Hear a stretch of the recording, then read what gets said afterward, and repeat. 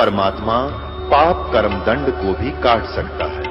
अभी तक जिस भी संत व महापुरुष से मिले, उन्होंने यही बताया कि पाप कर्म फल भोगने से ही समाप्त होगा। वो प्रभु कौन है जो पाप कर्म को काट देता है, वो काल के बंधन से छुड़वा देता है। उसका क्या नाम है, पूजा की विधि क्या है? कृपया अवश्य सुनिए जगत गुरु तत्वदर्शी संत रामपाल जी महाराज के अमृत वचन। फिर उसके बारे में बताया है कि जैसे किरका जहर का रंग होरी हो, कहो कौन तिस खावे राम रंग होरी हो। जैसे विष का यानी जहर का एक कण भी पड़ा हो कहीं पर और ये पता लग जाए ये कण विष का है, कहते उस कण ने भी कौन खावे। किरका छोटा सा कण, और हम बोतल की बोतल पीवा जहर की, यानी कुछ भी ठा जा कोई आंट रही ना। बताओ किसी क्षेत्र में देख ले हाहाकार मची हुई है, किसी भी फील्ड में जाके देख लो इंसान को संतुष्टि संतोष रहा नहीं। तो यहां फिर पता लगेगा कि जैसे किरका जहर का रंग होरी हो, कहो कौन तिस खावे राम रंग होरी हो। यानी हम धन इकट्ठा करते हैं खुशी मनाने के लिए, तो परमात्मा कहते हैं खुशी तो आपको परमात्मा के रंग में रंगे जाओगे ना, तब ये खुशी होगी, होली होगी आपकी असली होली फिर होगी, और रोज होगी आपका होली फिर हुआ। इस प्रकार ये ज्ञान होने से पुण्यात्मा हम बहुत से पापों से वैसे ही बच जाएंगे और फिर परमात्मा पाएंगे। तो पुण्यात्माओं प्रसंग चल रहा है कि परमात्मा की भक्ति ना करने से मानव कितना दुखी हो रहा है। श्रीमद् भगवद गीता अध्याय नंबर 4 के श्लोक नंबर 32 में कहा है कि वो सच्चिदानंद घन ब्रह्म ने अपने मुख कमल से जो ज्ञान दिया है वो तत्व ज्ञान है। वो तत्व ज्ञान है जिससे आपका मोक्ष होगा,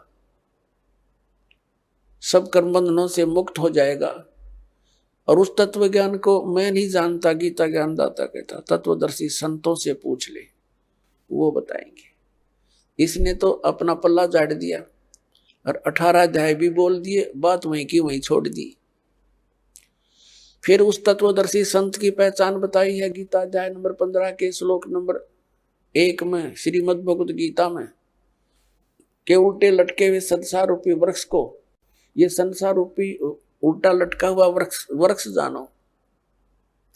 ऊपर को जो जड़ है वो तो पूर्ण परमात्मा समझ लो, परम अक्षर ब्रह्म सतपुरुष, और ऊपर के लोक जहां वो मालिक रहता है वो अमर लोक है। वो सारे मिलकर अमर लोक है वो, लेकिन उसके 4 डिवीजन हैं। एक सतलोक है, दूसरा अलख लोक है, फिर अगम लोक है, और चौथा फिर अकह लोक अनामी लोक है। वो सारा अमर अक्षेत्र है, वो शाश्वत स्थान है। और उससे कहते नीचे ऊपर को जड़, नीचे को तीनों गुण रूपी शाखा, रजगुण ब्रह्मा, सतगुण विष्णु, तमगुण शिव जी रूपी शाखा है। अब गीता ज्ञान दाता ने तो सिर्फ इतना बताया है, ऊपर ने तो जड़ है उसकी और नीचे ने तीनों गुण रूपी शाखा है, बाकी सब छोड़ दिया। फिर बताया कि जो इस संसार रूपी वृक्ष के सभी विभाग बतावेगा, सवेदवित, वो तत्वदर्शी संत है। पुण्यात्मा 600 वर्ष पहले परमेश्वर आए थे ये तत्व ज्ञान बताने के लिए, और उस समय उन्होंने क्या बताया था? अक्षर पुरुष एक पेड़ है, सरपुरुष वा की डार, और तीनों देवा शाखा है ये पात रूप संसार। अपने द्वारा रची हुई सृष्टि को रचनहार ही बता सकता है। और परमात्मा ने ये भी कहा था, गुण तीनों की भक्ति में ये भूल पड़ो संसार, कहें कबीर निज नाम बिना कैसे उतरो पार। 3 देव की जो करते भक्ति, उनकी कबू ना होए मुक्ति। अब वो क्या करते सच्चाई, और हम न लागी कड़वी, हम अपने पिता के दुश्मन हो गए, उनसे विमुख हो गए, और जिसके कारण हम आज तक धक्के यहीं खा रहे हैं। तो पुण्यात्माओं, जिस ज्ञान को न तो गीता ज्ञानदाता जानता, और वो ज्ञान परमात्मा ने 600 वर्ष पहले कबीर जी ने बोलकर अपनी अमृतवाणी में लिखवा रखा है, जिसको ये अशिक्षित बतावे थे। तो पुण्यात्माओं, ये भी एक विशेष रजादाता की, क्योंकि वो तो परमात्मा है, और परमात्मा का कोई भी जो क्रिया है, कोई भी कार्य है, उसमें कोई त्रुटि नहीं हो सकती। यदि उस समय वो दाता ब्राह्मण वर्ग में आ जाते और थोड़ी बहुत कोई संस्कृत भी सीख लेते और ज्ञान यही बता देते, तो हम ये नहीं मान सके थे ये भगवान थे। हमने तो सोचा इनका समझ में आ गई होगी और ब्राह्मणा का ही ना होगी, ये भगवान नहीं है। अब क्लियर हो गया, जो अशिक्षित अक्षर ज्ञान जानता नहीं और वो ज्ञान बता रहा जो वेदों और हमारे पुराणों में लिखा हुआ है। और हमारे धर्म गुरु आचार्य शंकराचार्य ब्राह्मण ऋषि महर्षि संत और महंत, इनको कख नहीं पता उन पुराणों और वेदों और गीता का। तो who is God? Kabir is God.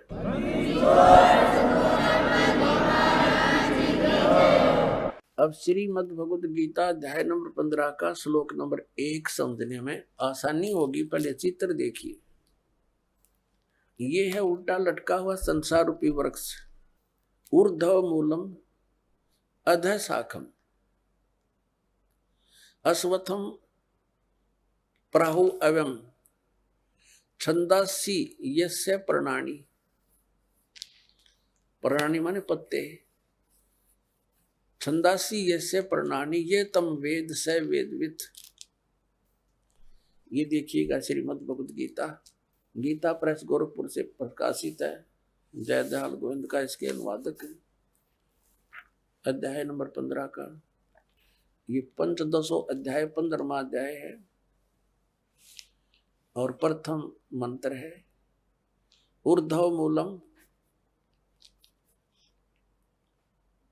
ये प्रथम मंत्र है। ऊर्ध्व मूलम अधः शाखम अश्वत्थम प्राहु अवम छंदासी यस्य प्रणानी ये तम वेद स वेदवित।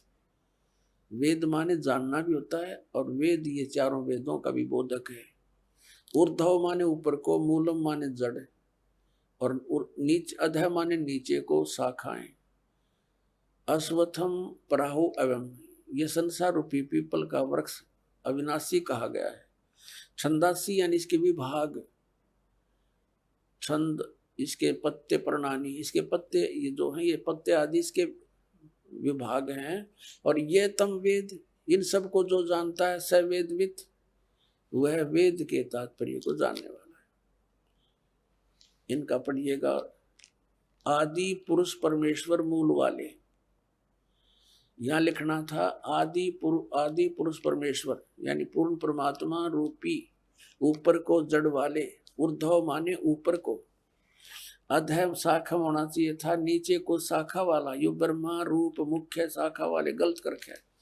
क्योंकि इस देखो 2 नंबर श्लोक नंबर 2 में 2 बार अधः शब्द है, अधः अधः, और इसका अनुवाद ही नहीं अंग्रेजों ने कर रखा है। देख, अधः माने नीचे, अधः माने नीचे। अरे यहाँ भूल गई, यहाँ करके कल्याण मारा। यहाँ लिखना था नीचे शाखम, कति सीधा। ऊर्ध्व मूलम ऊपर को मूल वाला और नीचे को शाखा वाला। ये संसार रूपी, इस संसार रूपी पीपल के वृक्ष को अविनाशी कहते हैं। वेद जिसके पत्ते कहे गए, इन छंद माने वेद लिखे, ये देखा कल इनकी। छंदासी यानी विभाग हैं जिसके ये पत्ते आदि। और इन सब को, इस संसार रूपी वृक्ष को जो पुरुष मूल सहित यानी जड़ से लेकर पत्तों तक तत्व से जानता है स वेदवित। संस्कृत भी पढ़ लो, यह कोई लंबी चौड़ी बात ना जीवते, हमने ध्यान ना दिया था इसकी ओर। स माने वह है, वेदवित माने वेद के तात्पर्य को जानने वाला, यानी तत्वदर्शी संत है वो, जो इसके सारे विभाग जानता है। तो वो कौन है, किसने बताया ये ज्ञान? कबीर परमेश्वर ने 600 वर्ष पहले और रामानंद जी को जब उन चारों वेदों का ज्ञाता माना जाता था महर्षि रामानंद जी, और पुराणों को कंठस्थ याद कर रखा था, बाल ब्रह्मचारी, और 104 वर्ष का हो गया था डले डोते ने, जब परमात्मा में लेते और सतलोक दिखाकर वापस छोड़ा था अपनी सतीथि से परिचित करा के, जब कहा था तुम साहेब तुम संत हो, तुम सतगुरु तुम हंस, गरीब दास तेरे रूप बिना और न दूजा अंश। तुम साहेब तुम संत हो, तुम ही साहेब माने परमात्मा हो, और तुम ही वास्तव में जो आपके अंदर गुण है एक संत, तुम ही वो संत हो, और तुम ही सतगुरु हो। सतगुरु माने सच्चा ज्ञान देने वाले। तो अब देखिएगा, ये उल्टा लटका हुआ संसार रूपी वृक्ष है। परमात्मा ने बताया था अक्सर पुरुष एक पेड़ है जो जमीन से बाहर दिखाई देता है, वो पोर्शन उसको वृक्ष बताते कहा जाता है। ये समझ लो एक वृक्ष है, और ये तना ये अक्षर पुरुष है, इसको परब्रह्म भी बोलते हैं। इतना पोर्शन समझो इस संसार रूपी वृक्ष का। और इसे एक मोटी डार निकली है, वो सरपुरुष है। ये अक्षर पुरुष, ये सरपुरुष, ये सरपुरुष, ये इतना डा है। इसके फिर 3 शाखा होगी। ये तीनों देवा शाखा हैं भाई, पाते रूप संसार। अक्षर पुरुष एक पेड़ है, निरंजन वाकी डारे। सरपुरुष को निरंजन भी कहते हैं, ज्योति निरंजन काल। सर ब्रह्म भी कहते हैं इसको, सरपुरुष भी इसी का, काल ब्रह्म भी। ये तो डार है। और तीनों देवा शाखा हैं भाई, पाते रूप संसार। ये अमृतवाणी परमात्मा की। कबीर अक्षर पुरुष एक पेड़ है, निरंजन कहो, सरपुरुष कहो, वाकी डार, और तीनों देवा शाखा हैं, ये पात रूप संसार। अपने आत्माओं, परमात्मा कहा करते 3 देव की जो करते भक्ति, यानी भक्ति का अर्थ होता है इष्ट रूप में मान के उन पर आश्रित हो जाना, उनके अतिरिक्त और किसी की पूजा नहीं करते। यानी इष्ट रूप में मानकर जो साधना की जाती है उसके हम भक्त कहलाते हैं।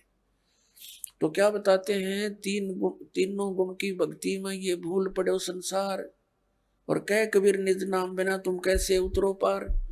अब फिर देखिएगा गीता अध्याय नंबर 15 का श्लोक नंबर 2, 15 का और श्लोक नंबर 2 में कहा है, उस संसार की तीनों गुण रूप, जल से बड़ी हुई नहीं, तीनों गुण रूप शाखाएं, विषय परवाला शाखा, संस्कृत भी पढ़ लेंगे, विषय परवाला शाखा, यानी ये विषय भोग रूप कोपलों वाली देव मनुष्य तरक आदि योनि रूपी शाखा नहीं, विषय विकारों वाली शाखा है तीनों गुण, रज गुण ब्रह्मा सतगुण विष्णु तम गुण शिव जी। नीचे और ऊपर फैली हुई है, सर्वत्र नहीं है। ऊर्ध्व माने ऊपर और अधः माने नीचे फैली हुई है। और मनुष्य लोक में कर्मानुबंधनी, यानी कर्मों के अनुसार बांधने वाली, जैसा जिसने कर्म किया है इतना ही फल देते हैं, ये जकड़े रखते हैं तीनों देवता। ये इसकी मुख्य है, जड़ है। ये संसार रूपी वृक्ष की जड़ नहीं, हमें या बांधे रखने, कर्मानुसार या बांध रखने की ये मूल कारण है। ये ब्रह्मा विष्णु महेश, ये नीचे और ऊपर व्याप्त हो रही है, सब जगह नहीं। अब तीसरे में क्या कहा कि उस संसार वृक्ष का स्वरूप जैसा कहा गया है वैसा यहाँ विचार काल में गीता ज्ञानदाता कहता है, जैसा इसके विषय में जानकर बताते हैं वो यहाँ नहीं पाया जाता। वो इस संसार रूप वृक्ष का जैसा स्वरूप कहा वैसा यहाँ विचार काल में, यानी तेरे और मेरे गीता जी के विवेचन में, डिस्कशन में नहीं पाया जाता। यानी मैं नहीं बता पाऊंगा इसकी पूरी जानकारी, क्योंकि इसकी न आदि और न अंत है। गीता ज्ञानदाता कहता मैं इसके आदि और अंत से परिचित नहीं हूं, और न इसकी अच्छी प्रकार से स्थिति है। इसलिए इस सुविरुद्ध मूलम अति दृढ़ मूल वाले, ये नहीं अति दृढ़ मूल वाले, क्योंकि ऊपर को जो जड़ रूपी है, जो ऊपर जो जड़ बच गई, जैसे आपने ये देखा, अब यहां तक तो आपने देख लिया, देखिएगा, अब यहां तक तो आपने देख लिया कि ये अक्षर पुरुष तो एक पेड़ हो गया जमीन से बाहर, सर पुरुष इसकी डार होगी, तीनों देवा शाखा हो गए, हम पात रूप में समझ ले, लेकिन ये जड़ भी शेष बच गई, ये है वो पूर्ण परमात्मा। इसको पूर्ण ब्रह्म कहो, परमेश्वर कहो, परम अक्षर ब्रह्म कहो, तो ये जड़ है। अब जड़ से ही सारी खुराक मिलती है पौधे से पेड़ को, तो सबका धारण पोषण करने वाला भी यही परमात्मा हुआ, जो जड़ रूपी यानी परम अक्षर ब्रह्म परमात्मा है। ये जड़ है, ये परम अक्षर ब्रह्म है। ये है कौन? ये देखिएगा, ये वो है परमात्मा जो काशी में धानक दुल्हा बनकर रहे थे 120 वर्ष तक, और ये लीला बताकर अपने द्वारा रची हुई सृष्टि को बताकर चले गए थे।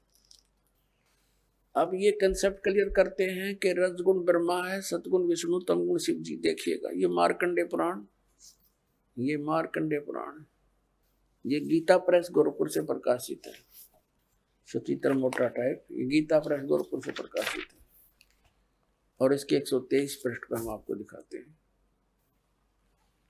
मार्कंडे ऋषि बता रहे हैं, मार्कंडे ऋषि, यहां से मार्कंडे ऋषि का ये वचन चल रहा है, और यहां आ जाते हैं हम 123 पृष्ठ पे। अब क्या बताते हैं? रजोगुण प्रधान ब्रह्मा, तमोगुण प्रधान रुद्र, सत्व प्रधान विश्वपालक विष्णु है। यही तीन देवता हैं और यही तीन गुण हैं। स्पष्ट हो गया? रजगुण ब्रह्मा, सतगुण विष्णु, तमगुण शिव जी, यही तीनों देवता हैं और यही तीन गुण, तीनों देवता कहो या तीन गुण कहो, एक बात है। और कति कंसेप्ट क्लियर करते हैं। देवी भागवत के अंदर संस्कृत भी साथ है। अब हम संस्कृत भी पढ़ लेंगे, कोई बड़ी बात नहीं है। अथ श्रीमद देवी भागवत सभाष्टिकम समात्यम, खेमरा श्री कृष्ण दास प्रकाशन, मुंबई से ये छप। इसके तीसरे स्कंद के 11वें पृष्ठ पे ये तीसरा स्कंद है। अथ श्री मद देवी भागवते भाषा टीका युक्ते तृतीय स्कंद प्रारंभते। ये तीसरा स्कंद प्रारंभ होता है संस्कृत सहित और टीका सहित है। इसका ये प्रश्न नंबर 11 है। और ये देखिएगा, इसका अध्याय नंबर 5 है, ये अध्याय 5, और इसके 8वां श्लोक पढ़ेंगे 5वें अध्याय का, तीसरे स्कंद का। ये 7वां या समाप्त होता है, 8वां या प्रारंभ होता है। हे माता, भगवान शंकर अपनी माता दुर्गा से कह रहे हैं, यदि हमारे ऊपर आप सदा हम आप दया युक्त हो तो हमको तमोगुण में किस प्रकार प्रदान किया है, ब्रह्मा रजोगुण और हरि सतगुण युक्त किए हैं, क्यों किए हैं। अब हम संस्कृत भी पढ़ेंगे, देखिएगा। ये 7वां समाप्त हुआ, 8वां श्लोक प्रारंभ होता है। यदि दया धर्मना न सदाम्बी के कथम अहम विहित। शंकर भगवान कहते हैं कथम अहम, मैं बना दिया, विहित अंबिके माने माता, तमोगुण है, मैं तमोगुण क्यों बना दिया। कमल जय, कमल से उत्पन्न होने वाले ब्रह्मा को रजोगुण संभाव है, रजोगुण क्यों उत्पन्न कर दिया। और सुहित क्यों सतोगुण हरि, और सतोगुण विष्णु जी को सतोगुण क्यों बना दिया। इति सिद्धम रजगुण ब्रह्मा, सतगुण विष्णु, तमगुण शिव जी। अब आइएगा श्रीमद् भगवद गीता अध्याय नंबर 15 के श्लोक नंबर। अब एक तो हमने पढ़ लिया, समझ भी लिया, ऊपर को जड़ वाला, ऊर्ध्व मूलम अधः शाखम, ऊर्ध्व मूलम अधः शाखम। ये पहली कक्षा कैसा कैदा हो जाएगा आपके लिए, कुछ दिनों में देख लेना। ऊर्ध्व माने ऊपर ने, मूल है जड़ है, समझो। ऊपर को मूल वाला, नीचे को शाखा वाला। ये संसार रूपी पीपल का एक अविनाशी वृक्ष कहा गया है। छंदासी यस्य प्रणानी, जिसके ये विभाग हैं, पत्ते आदि सब विभाग हैं। तम वेद, ये तम वेद, ये माने जो, तम माने उस अज्ञान अंधकार में छुपे हुए को जानता स वेदविद, वो तत्वदर्शी संत है। इन्होंने तड़ंगा अड़ा रखा है आदि पुरुष परमेश्वर मूल वाले, ये तो यहाँ तक ठीक लिख दिया। ब्रह्मा रूप मुख्य शाखा वाले, इनकी बुद्धि उड़े घसड़े थी उल्टी सुल्टी। और फिर कहे संसार रूपी पीपल के वृक्ष को अविनाशी कहते हैं, वेद जिसके पत्ते कहे। और उस संसार रूपी वृक्ष को जो पुरुष मूल सहित यानी जड़ सहित जानता है, जड़ से लेकर पत्तों तक जानता है, तत्व से जानता है, सवेदविद, वह वेद के तात्पर्य को जानने वाला है। अब देखना, अब इस संसार रूपी वृक्ष के क्या बताया है कि उस संसार रूपी वृक्ष की तीनों गुण रूपी ये अनुवाद गलत कर रहे हैं। विषय पर वाला शाखा, विषय विकारों वाली ये शाखा रजगुण ब्रह्मा सदगुण विष्णु तम गुण शिव जी, तीनों गुण रजगुण ब्रह्मा सदगुण विष्णु तम गुण शिव जी रूपी शाखाएं नीचे और ऊपर फैली हुई है। और मनुष्य लोक में कर्मानुसार यही हमें यहाँ पर फंसा कर रखते हैं, बांध कर रखते हैं, ये ऊपर नीचे व्याप्त है। और फिर बताया है तीसरे में, इस संसार रूपी वृक्ष का स्वरूप जैसा कहा है वैसा यहाँ विचार काल में यानी तेरे और मेरे गीता जी के डिस्कशन में नहीं पाया जाता। मैं नहीं बता पाऊंगा तुझे, इसका आदि और अंत मुझे ज्ञान नहीं, और न इसकी अच्छी प्रकार कोई स्थिति है। इसलिए इस सुविरुद्ध मूलम यानी अति दृढ़ मूल वाले, क्योंकि वो परमात्मा का जो ऊपर का क्षेत्र और भगवान वो तो अविनाशी है, अब पे अति दृढ़ है।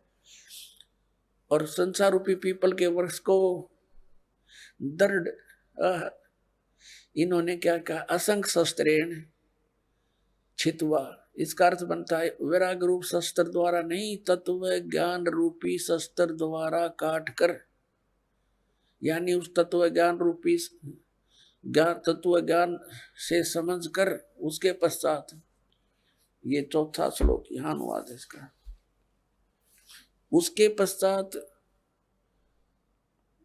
परम पद रूप परमेश्वर को भली भांति खोजना चाहिए,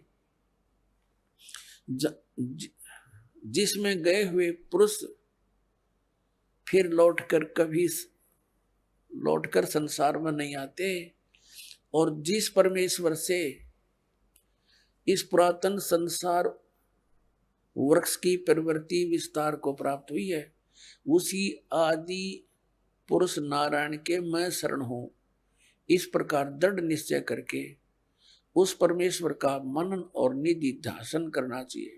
परपदे माने उसकी पूजा करनी चाहिए, निधि ध्यान नहीं, परपदे माने पूजा। अब यहाँ क्या हो गया इसका अर्थ, इसका सीधा सा अर्थ हो गया गीता ज्ञानदाता अपने से अन्य किसी समर्थ परमात्मा की शरण में जाने को कहता है और उसकी पूजा कर और सब बातें त्याग दे, यानी अपनी पूजा को भी मना करता, केवल उसी की पूजा कर जिसने संसार रूपी वृक्ष की रचना की है, जिससे संसार रूपी वृक्ष की प्रवृत्ति विस्तार को प्राप्त हुई है। अपने आत्माओं गीता ज्ञान दाता अपनी स्थिति बताता है अर्जुन, चौथे अध्याय के 5वें और 9वें श्लोक में, दूसरे अध्याय के 12वें श्लोक में, 10वें अध्याय के गीता जी के दूसरे श्लोक में, कि अर्जुन तेरे और मेरे बहुत जन्म हो चुके हैं, तू नहीं जानता मैं जानता। मेरे जन्म और कर्म अलौकिक है। इससे सिद्ध हो गया कि गीता ज्ञान दाता तो स्वयं कह रहा मैं नाशवान हूं, तो उस नाशवान की भक्ति करके वो उस स्थान को कैसे प्राप्त कर सकता जहां जाने के बाद फिर लौटकर संसार में नहीं आते। तो इससे सिद्ध हो गया कि गीता ज्ञान दाता से कोई अन्य परमात्मा है, और उसकी साधना करने से ही ये जन्म और मृत्यु का दीर्घ रोग कटेगा। और जब तक जन्म और मृत्यु का रोग नहीं कटेगा तो हम सुखी नहीं हो सकते, मोक्ष हमारा मोक्ष नहीं हो सकता। हम यहाँ बंधन में बंधे हुए कर्मों के बंधन से, और सतलोक में जाने के बाद हमारे ऊपर किसी प्रकार का कोई दबाव नहीं। अपनात्माओं जैसे ये अन्य संत बताते हैं कि परमात्मा वहां निराकार है, सतलोक में प्रकाश ही प्रकाश है, फिर हम टींडे लाएंगे उस प्रकाश में, क्या कराएंगे जाके भाई, उसमें डूब कर मर जाएंगे। वहां कुछ एकादशर फरानों का वो बूंद सी घूमती है प्रकाश में, महात्माएं वहां मौज मारती है। बूंदा ने के मौज हो बता, उस मछली घूमया करे जल में धके खाती अंडे। वहां जैसी ये सृष्टि है एज इट इज है वहां पर, लेकिन उनका मटेरियल नाशवान नहीं है। शरीर जो है प्रत्येक नर नारी का अमर शरीर है, युवा शरीर है, कभी वृद्ध नहीं होते, कोई रोग नहीं, किसी चीज का अभाव नहीं। अब यहाँ क्या करते हैं हम, जिसके पास थोड़े से पैसे हो जाएं, बच्चों की हो जाए छुट्टियां, फिर धक्के खान जाएंगे हम शिमला और कुल्लू और मनाली में सैर सपट्टे करने के लिए। और वहां कितने दिन रहेंगे, 5-4 दिन के बाद जेब खत्म हो जाए, फिर वापस वहीं आकर के सारा दिन उसी गर्मी में फिर रहना। तो हम इन सैर सपट्टियां वहां करा कराएंगे सतलोक में, कभी ना कोई काम करना, ना मृत्यु होनी, ना बुढ़ा वृद्ध अवस्था आनी, ना राग द्वेष कति नाम मात्र का नहीं है। पर अपना आत्मा यहाँ तो ना जाने कितना अच्छा आदमी दिखता और के बिजली डाल दे 1 मिनट में घर के ऊपर, परिवार सदस्य के कोई मुकदमा कर दे, कोई और पैसे लेकर ना दे, खेचा तानी लट्ठम लट्ठा मुकदमेबाजी। तो वहां ऐसा कुछ नहीं है। और पुण्यात्मा यहाँ देख लो आप, हम बूढ़े ना हो और मौत ना हो, चाहे हमारा कितना दुख आ जाओ कोई प्रॉब्लम नहीं, हम तो क्यों कति आदत आदि बन गया इसके साथ खेचम खेचा रहने के। तो वहां तो कोई दुख भी नहीं, तो वहां की रुचि बनेगी आपकी। अब यहाँ तो डेथ होनी है, यह तो आप पल्ला गांठ मार लो, आप ना समझ में आओ तो अब यह तो होनी है, ये तो अंडरस्टूड है, सबने मालूम है। और फिर यहाँ जिस कोठी और बंगले और पुत्र और पुत्रियों को, इन कारों को आप अपना मान रहे हो, ये आपकी कहाँ है? मृत्यु होते ये तो खत्म आपसे, फिर इनकी आशा क्या रखेंगे? क्योंकि यहाँ इस ज्ञान से आपकी आशा हटेगी और यह सच्चाई के आधार से हटेगी। यहाँ से इनमें कति आस्था नहीं रहते। आप यहाँ कितने सुख से रह रहे हो, आपको पता चल जाएगा ये ठिकाना ठीक नहीं। तो फिर हम क्यों ना रुचि, फिर यहाँ से आशा हटेगी तो वहां लगेगी। और जहां आशा तहां वासा हुई, मन कर्म वचन सुमरियो सोई, तो उसमें रुचि बनेगी आपकी। ये कोई कितनी बात बनाता हो, वहां लीन हो जावांगे। लीन कौन होना चाहेगा लीन? ये तो कहने की बातें हैं। तो परमात्मा ने आकर के वो ज्ञान दिया और आंखों देखा। उन महापुरुषों ने बताया जिन्होंने परमात्मा को देखा, वहां से वापस आके बताया कि लेकिन उन्होंने ऐसे कोड वर्डों में लिखा है, वो जनसाधारण को समझ नहीं सकता। उसके लिए टीचर की आवश्यकता छोड़ गए भगवान कबीर साहब के। गुरु बिन माला फेरते, गुरु बिन देते दान, गुरु बिन दोनों निष्फल हैं, चाहे पूछो वेद पुराण। गुरु बिन वेद पढ़े जो प्राणी, समझे न सार रहे अज्ञानी। गुरु बिन काहू न पाया ज्ञाना, जो थो था बुस छड़े मूड किसाना।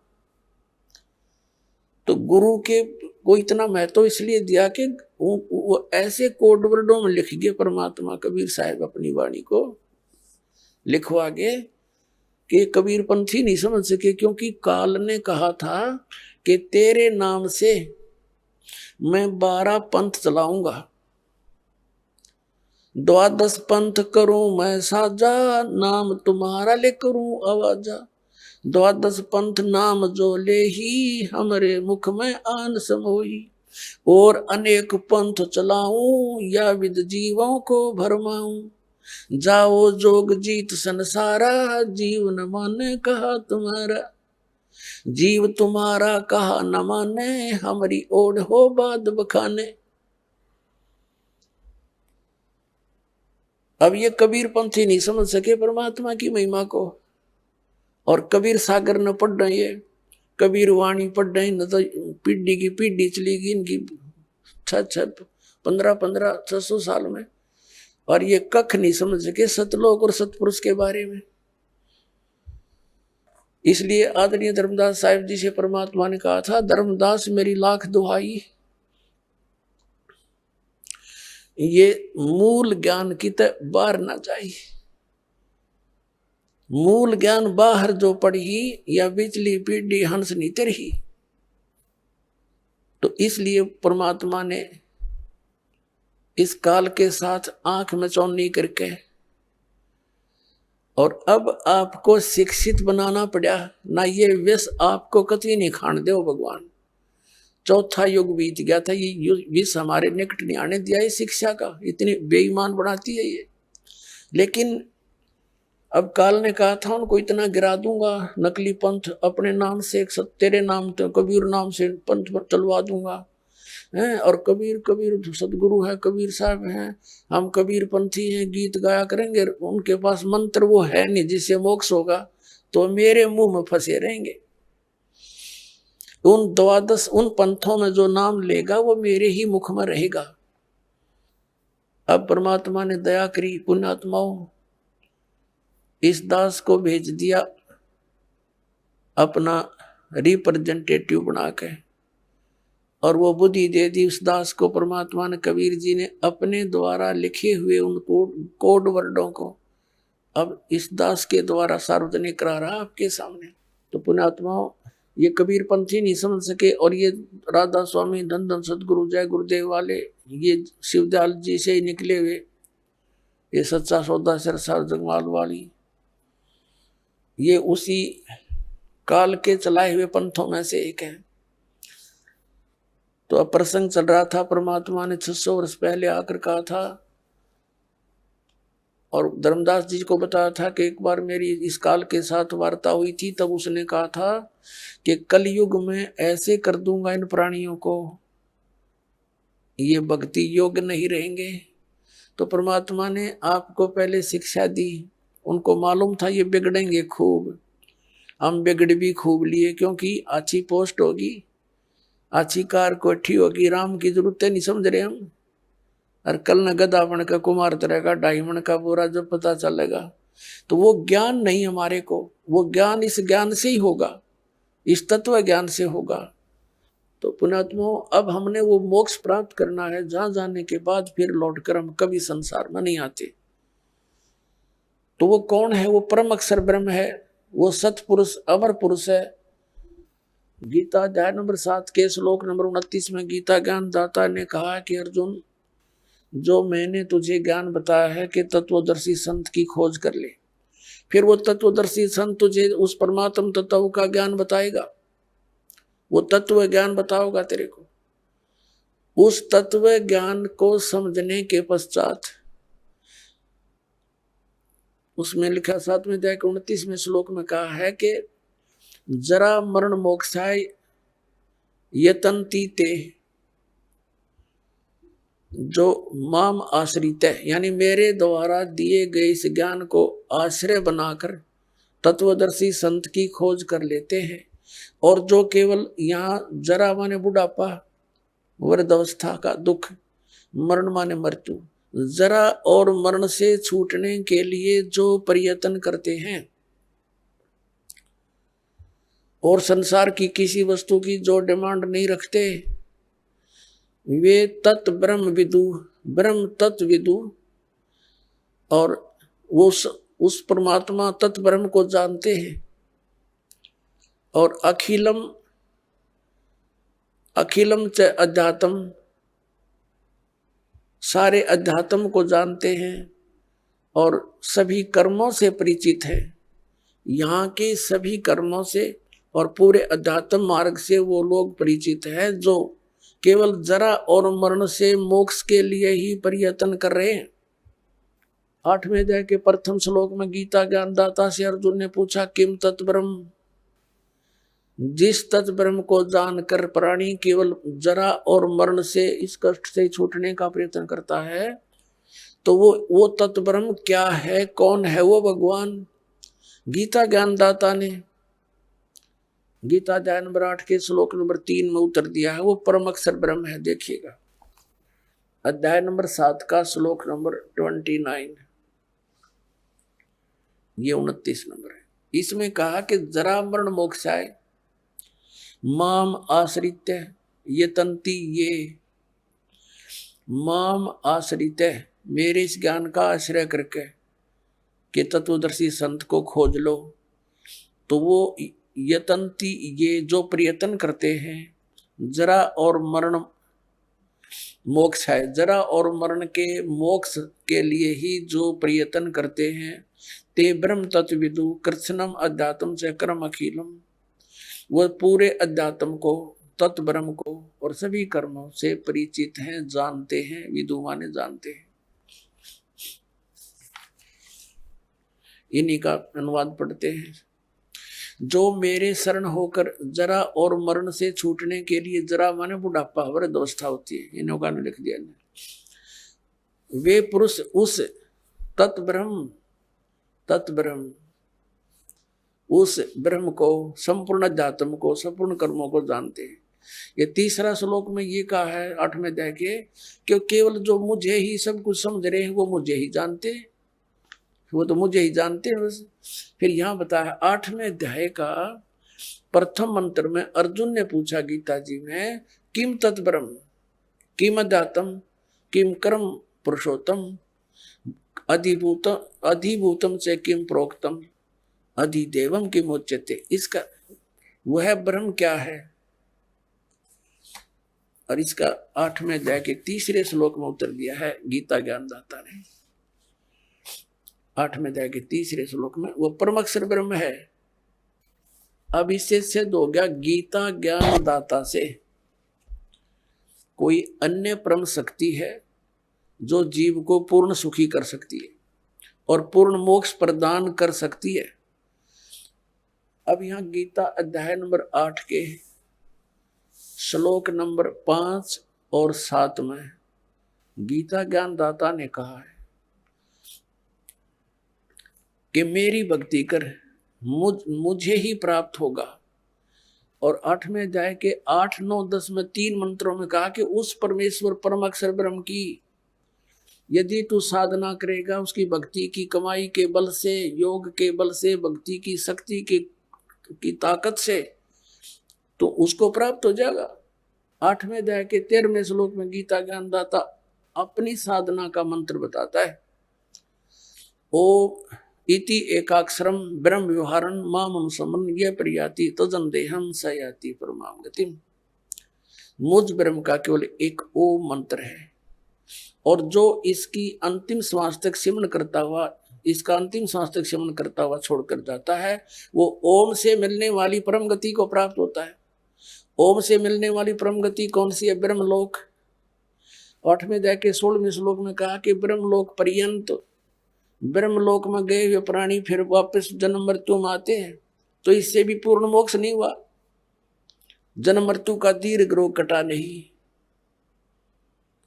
फिर 17वें अध्याय के 23वें श्लोक में गीता ज्ञानदाता ने कहा है उस परम अक्षर ब्रह्म के पाणी का, ओम तत्सदिति निर्देश ब्रह्मण तिर्विद समर्थ है। ब्रह्मण माने सच्चिदानंद घन ब्रह्म। देखिएगा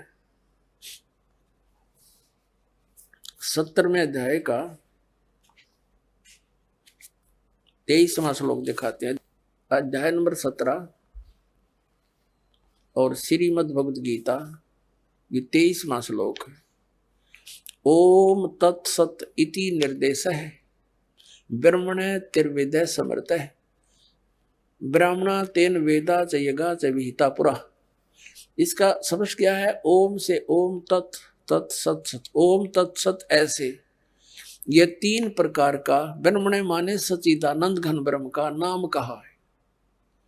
ब्रह्मण माने सच्चिदानंद घन ब्रह्म कर रहे हैं, यानी परम अक्षर ब्रह्म समझो इसको, परम अक्षर ब्रह्म का नाम है यो। अब हम फिर आते हैं वापस 8वें अध्याय के, अध्याय नंबर 8 के ही वापस आ जाते हैं। ये देखिएगा 13वें श्लोक पे, ये देख 8वां अध्याय गीता जी का, और ये 13वां श्लोक यहाँ पर है 13वां। अब हम संस्कृत भी पढ़न जोगे हो गए, ऐसी बात नहीं, देवनागरी लिपि है या। ओम इति एकाक्षरम ब्रह्म व्यवहारण माम अनुसमरण ये प्रयाति तजन देहम सयाति परमाम गतिम। अब ये गीता ज्ञानदाता कहता है कि माम ब्रह्म, मुझ ब्रह्म का, ओम इति ओम यह एकाक्षरम, एक अक्षर है, नथिंग एल्स। व्यवहारण अनुसमरण यानी उच्चारण करके सिमरण करता हुआ, यह याति तजंदे प्रियाति तजंदे, हम जो शरीर छोड़कर जाता है इसका सांस सुमन करता हुआ, यह याति परमाम गतिम, वह परम गति को प्राप्त होता है। यहां से शुरू होता है ओम ओम। जो पुरुष ओम इस एक अक्षर ब्रह्म को उच्चारण करता हुआ और उसके अर्थ स्वरूप मुद निर्गुण ब्रह्म का चिंतन करता हुआ शरीर को त्याग कर जाता है, वह पुरुष परम गति को प्राप्त होता है। ओम से होने वाली परम गति वो कौन सी है? ब्रह्मलोक। ब्रह्मलोक में गए हुए प्राणी फिर पुनरावृत्ति में आते हैं। देखिएगा 8वें अध्याय का यही फिर 16वां श्लोक। हे अर्जुन, ब्रह्मलोक पर्यंत सब लोग पुनरावृत्ति में हैं। ये स्टार लगा के इन्होंने यह विश्लेषण भी किया है। अर्थात जिनको प्राप्त होकर पीछे संसार में आना पड़े, वहां जाकर भी फिर वापस संसार में आना पड़े, ऐसे पुनरावृत्ति बोलते हैं इसको। पुनरावृत्ति, इसका विश्लेषण किया, पुनरावृत्ति का अर्थ डिफाइन किया इन्होंने। तो इससे सिद्ध हो गया कि ब्रह्मलोक में गए हुए प्राणी भी वापस आते हैं ओम नाम का जाप करने वाले। आगे गए ना बावड़े, रहते भी सब जाही, बिन साहेब की बंदगी कहीं छोड़ ठिकाना नहीं।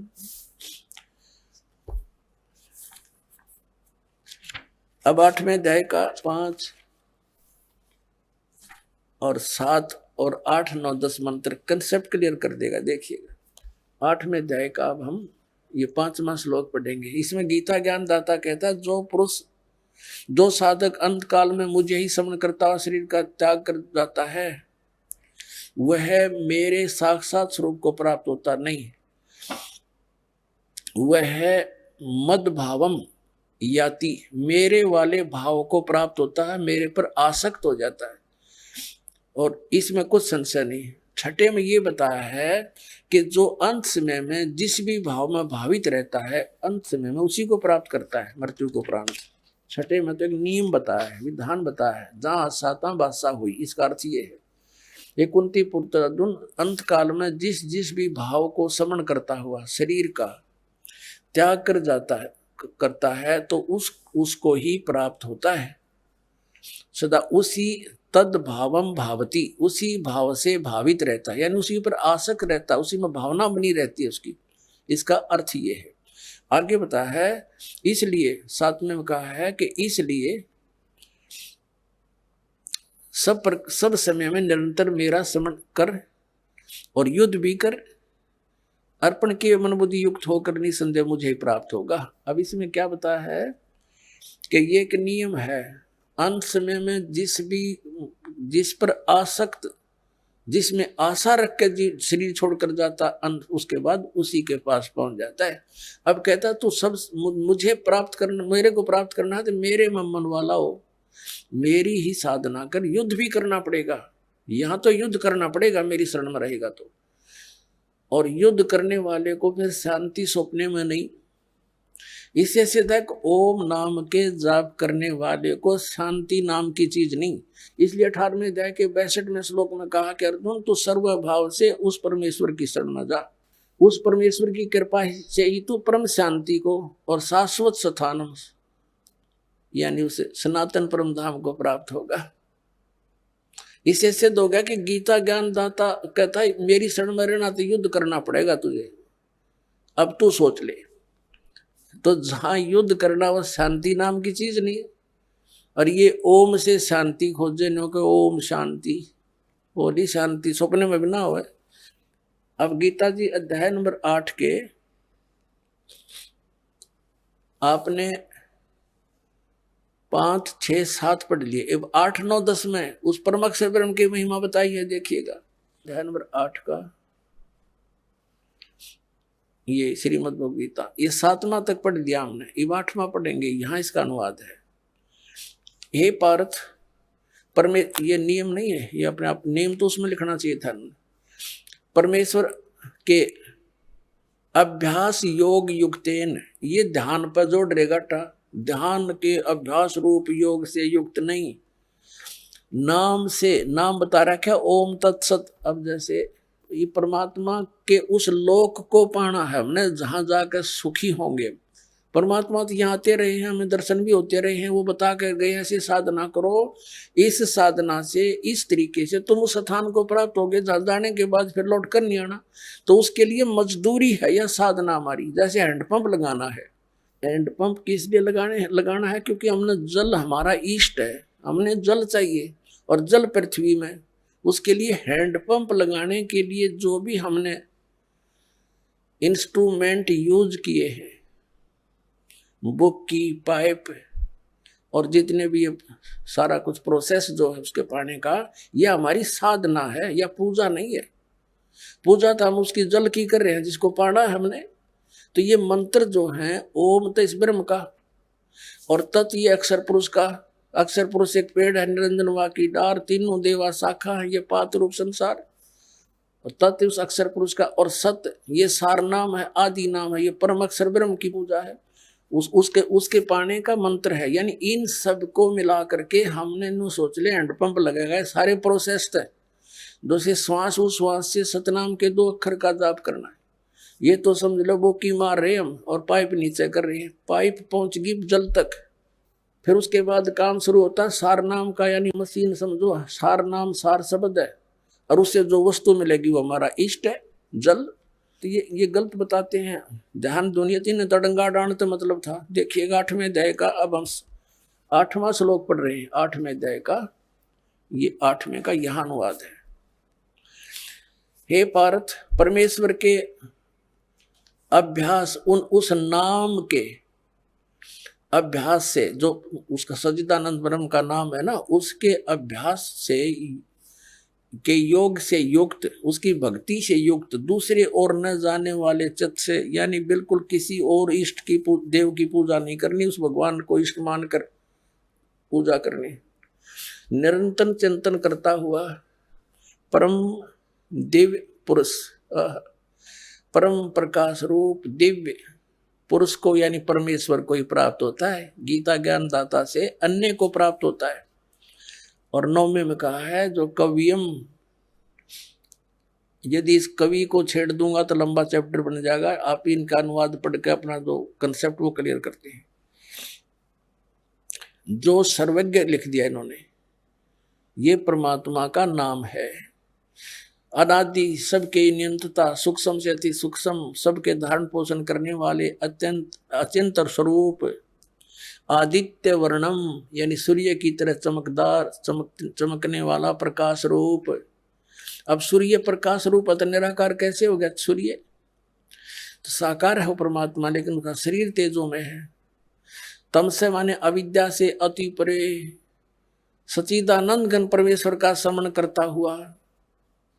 8, 9 पढ़ लिया हमने, 10वां 8वें अध्याय का 10वां में आ गया। करता हुआ वह भक्ति युक्त पुरुष अंत काल में योग बलेन, यानी भक्ति की शक्ति से, योग माने भक्ति, जो साधना हमने की है उस भक्ति की शक्ति से बिरकुटी के मध्य में प्राणों को अच्छी प्रकार स्थापित करके, फिर निश्चल मन से श्रवण करता हुआ उस दिव्य परम पुरुष, दिव्य रूप परम पुरुष परमात्मा को ही प्राप्त होता है। उस परमात्मा को, परम अक्षर ब्रह्म को प्राप्त होता है। आइए अब हम उन श्रद्धालुओं के अनुभव जानते हैं जो जगत गुरु तत्वदर्शी संत रामपाल जी महाराज जी से दीक्षा प्राप्त कर चुके हैं तथा उनके द्वारा बताए गए भक्ति मार्ग पर चल रहे हैं। नमस्कार सर। नमस्कार सर जी। सर क्या नाम है आपका? ऋषिकांत मिश्रा। ऋषिकांत जी, आप कहाँ के रहने वाले हैं? जिला हरदोई, उत्तर प्रदेश के। ऋषिकांत जी, संत रामपाल जी महाराज से नाम दीक्षा आपने कब ली? 10/4/14 में। सर, संत रामपाल जी महाराज से नाम दीक्षा लेने से पहले क्या आप कोई भक्ति साधनाएं भी करते थे? भक्ति साधना करता था सर जी। दुर्गा जी की नवरात्र व्रत करता था पूरे, और अखंड रामायण श्री रामचरितमानस पाठ करता था। सवेरे 4 बजे उठ के 2 घंटा पाठ करता था। तिलक लगाता था, चंदन वंदन बहुत पूजा पाठ करता था। कम से कम 20 साल ये सब किया है पूजा पाठ, सब मंदिरों में, सबका सब देवी देवताओं को मानता था। तो क्या सर इन देवी देवताओं की साधनाओं के साथ साथ आपने कोई गुरु भी बनाए थे? गुरु बनाया था सर जी, शांति कुंज हरिद्वार से गायत्री परिवार से जुड़ गए थे, वहीं गुरु कर लिया था। और उसके बाद गायत्री मंत्र हमें मिला था, उसका ही जाप करते थे, माला करते थे और यही भक्ति साधना चलती थी। तो सर क्या आप हमारे दर्शकों को वो गायत्री मंत्र बता सकते हैं जो आपको गायत्री परिवार से मिला था? गायत्री परिवार से हमें मिला था ओम भूर्भुवस्वः तत्सवितुर्वरेण्यं भर्गो देवस्य धीमहि धियो यो नः प्रचोदयात्, ये मंत्र मिला था हमें। और इसकी माला करते थे शाम सवेरे दोपहर 5-5। तो सर आपने बताया कि आप गायत्री परिवार से जुड़े रहे और उससे पहले आप बचपन से ही भक्ति साधनाएं करते थे, तिलक भी लगाते थे और सुबह उठ के रामचरितमानस का पाठ भी करते थे। तो ये जो भक्ति साधनाएं आप कर रहे थे, इन सब भक्ति साधनाओं से आपको क्या क्या लाभ मिले? शुरू से हमारे पिताजी पंडित थे और पाठ रामायण अखंड पाठ वगैरह करते थे, उनके साथ मैं भी जाता था, पूजा पाठ बहुत किया। लेकिन उसके बाद कोई फ़ायदा नहीं, उल्टा हमारा बेटा बहुत, उसकी तबीयत खराब हो गई। भूत बाधा इतनी हुई कि यहाँ से फिर हमें गांव दौड़ गए। वहाँ 3 महीने तक इधर उधर मंदिरों में सब जो जहाँ बताता था वहाँ जाते रहे, कहीं कोई फ़ायदा नहीं हुआ।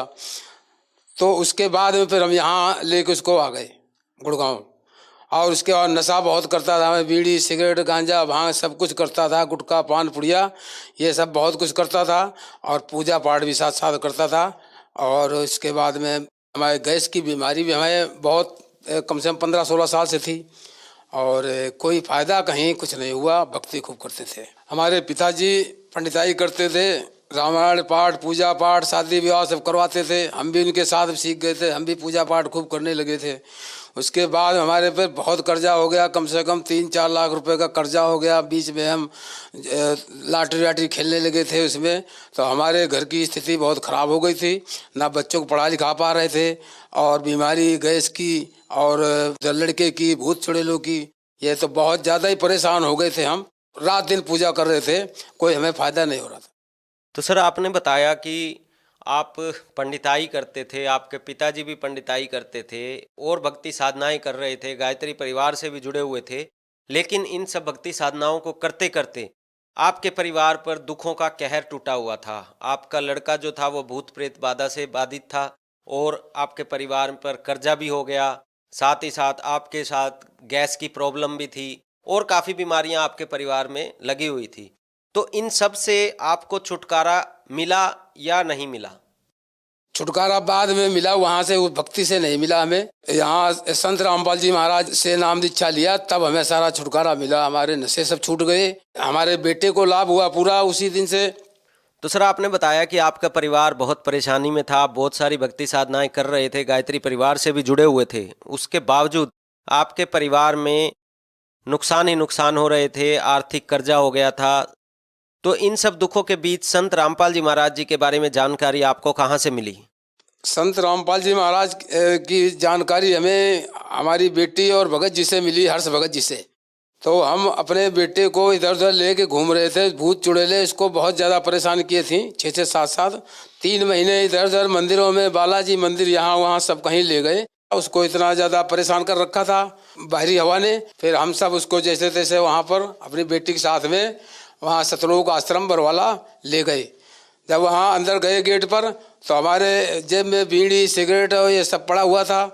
तो सब वहाँ शिष्य जो थे संत रामपाल जी महाराज के, उन उन भगत जी ने सब वो हमारा निकाल के बाहर डाल दिया, फेंक दिया। उसके बाद जैसे अंदर गए तो हमारा बेटा बिल्कुल नॉर्मल हो गया वहाँ। और फिर उसके बाद में वहाँ नाम दीक्षा लिया, हमारे बेटे ने भी लिया और उसके बाद हमारी भगतमती ने भी लिया और हमने भी नाम दीक्षा लिया संत रामपाल जी महाराज जी से।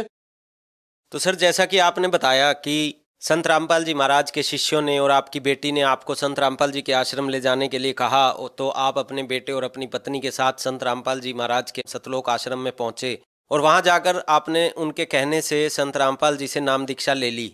तो क्या संत रामपाल जी महाराज से नाम दीक्षा लेने के बाद आपको कोई लाभ प्राप्त हुए? उसके बाद फिर तो लाभ ही हो गया, हमारा बेटा बिल्कुल ठीक हो गया। 3 महीने तक मारे घूम रहे थे, बिल्कुल ठीक हो गया, नॉर्मल हो गया वहीं से तुरंत।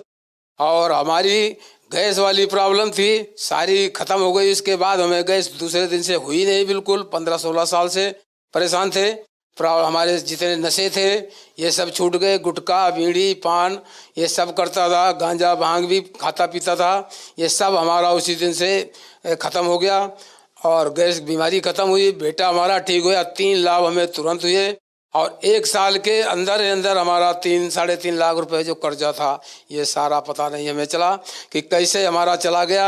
नहीं तो हमें तो एक पैसे के लिए इतना परेशान रहते थे कि हमारा घर ही नहीं चल रहा था, और ना दवा दारू चलती थी, ना बच्चे पढ़ लिख पा रहे थे, तो परेशानी सारी झेल रहे थे। लेकिन वहाँ जाने के बाद में हमें सारे तुरंत ही ये लाभ तुरंत प्राप्त हुए। संत रामपाल जी महाराज से नाम दीक्षा लेते ही आपके बेटे की भूत प्रेत की बाधा जो थी वो बिल्कुल ठीक हो गई, और जो आपके नशे की बीमारी थी, नशे की लत थी, वो भी बिल्कुल ठीक हो गई। तो क्या संत रामपाल जी महाराज ने आपको कोई दवाई दी जिसके कारण ये सब लाभ आपको प्राप्त हुए? संत रामपाल जी महाराज से नाम दीक्षा लेने के बाद में ये सब फायदा हमें सच्चे मंत्र में मिले, उनसे हुआ। ये सब देवी देवता जितने थे इनके मंत्र ही हमारे पास नहीं थे, हम तो ऐसे गाते बजाते थे सब। और जब सच्चे मंत्र उनके मिल गए तो हमें वो सब लाभ प्राप्त होने लगे। और जितने भी ब्रह्मा विष्णु महेश दुर्गा जी गणेश जी इनके सबके सच्चे मंत्र देते हैं। प्रथम मंत्र में तो सब देवी देवताओं का ही सच्चे मंत्र देते हैं, उनको जाप करने से सब अपने आप देवता फल देने लगते हैं। तो उन मंत्रों से हमें सारा प्रभाव पड़ा और सब यहाँ पर हमारा सही तरीके से सब फायदा होने लगा। और वहाँ कोई दवाई नहीं मिलती है और ना कहीं 1 रुपये 2 रुपये का खर्चा भी होता है वहाँ पे। और ये सब हमें मंत्रों द्वारा ही सब लाभ प्राप्त हुआ। हमें हमारी गैस की बीमारी ख़त्म हुई उसी दिन से। हमारा बेटा भूत प्रेत बाधा जितनी थी 6-7 थे, उस पर 3 महीने परेशान रहे, वो सब खत्म हो गया तुरंत से। और उसके बाद में हमें सच्चे मंत्र मिले और उसके जाप करने से हमारा घर बढ़िया सही तरीके से, हमारा काम धंधा बढ़िया चलने लगा। हमारा कर्जा भी पूरा ख़त्म हुआ 1 साल के अंदर, पूरा 3 लाख 3.5 लाख रुपए थे। और बहुत बढ़िया हमारा हिसाब किताब काम, जैसे पहले बहुत मेहनत करते थे फिर भी कुछ नहीं बचता था, अब ऐसा खूब आराम से घूम फिर रहा हूँ और फिर भी बढ़िया घर चल रहा हमारा। सतगुरु रामपाल जी महाराज जी से नाम दीक्षा लेने के बाद में सब लाभ ही लाभ हमारे को मिल रहे हैं। कितने लाभ बताऊं? तो अभी हमारे को बीच में भी हमारी बाथरूम बंद हो गया था हमारा, तो 3 दिन पड़े रहे घर पे, बहुत दर्द हो रही थी। उसके बाद पुष्पांजलि हॉस्पिटल में गए तो वहाँ उन्होंने कहा कि 40,000 रुपये जमा करवाओ काउंटर पे तो तुम्हारा ऑपरेशन होगा, इसमें पथरी है आपके इसमें नली में। तो हमने कहा हम तो डॉक्टर साहब पैसे लाए नहीं हम अभी, तो कल फिर इंतज़ाम करके लाएंगे। तो फिर अगले दिन जब गए तो कहने लगे जमा करवाओ काउंटर पे। रात में फिर हमने अपने सतगुरु रामपाल जी महाराज जी से दंडवत प्रणाम करके अर्जी लगाई, प्रार्थना किया और सच्चे मन से। फिर हमारा अगले दिन हमारे बाथरूम खुल के हुई और डॉक्टर ने कहा है तो आपका चमत्कार हो गया, आपके 40,000 रुपये बच गए और दवाई अलग से होती 70,000 रुपये खर्चा था, ये आपका पूरा बच गया और अपना घर चले आए आराम से। कोई दिक्कत आज तक नहीं आई। ये 20 की बात है, 2020 में। तो ये सब फायदा हमको बहुत बड़ा हुआ। और हमारा लड़का दोबारा आँख उसकी बहुत ज़्यादा पूरी सूज गई थी, बीमारी चली थी उस टाइम, तो कोई ना डॉक्टर देख रहा था और इधर उधर बहुत परेशान थे। कोई घर वाले रिश्तेदार नातेदार नहीं आ रहे थे, लेकिन गुरु जी के अर्जी लगाई और वो हमारा 2 महीने पड़े रहे, लेकिन सब आराम से हमारा सब ठीक हो गया, वो भी लड़का दोबारा। और आज सब लाभ ही लाभ हमें मिल रहे हैं, कोई कमी किसी तरीके की है ही नहीं हमारे घर में। तो सर आपने बताया कि संत रामपाल जी महाराज से नाम दीक्षा लेने के बाद आपका परिवार जो है वो समृद्ध हो गया, खुशहाल हो गया, आपके परिवार से हर बीमारी दूर हो गई, साथ ही साथ आपका जो आर्थिक सुधार था वो भी हुआ। तो जो श्रद्धालु आज आपको सुन रहे हैं उनको आप क्या संदेश देना चाहेंगे? आप सबसे हाथ जोड़कर प्रार्थना है कि आप संत रामपाल जी महाराज की भक्ति करो, उनसे उनकी पुस्तक मंगाओ और निःशुल्क पुस्तक मिलती है। आप नंबर डायल करो, उसमें टीवी पे नंबर चलते हैं और आपकी पुस्तक फ्री आ जाएगी।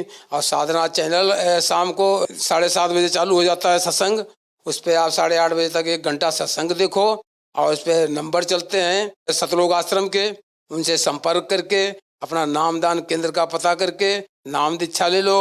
और अपना जीवन सफल बनाओ, यही हाथ जोड़कर प्रार्थना हमारी। धन्यवाद सर। सत साहेब।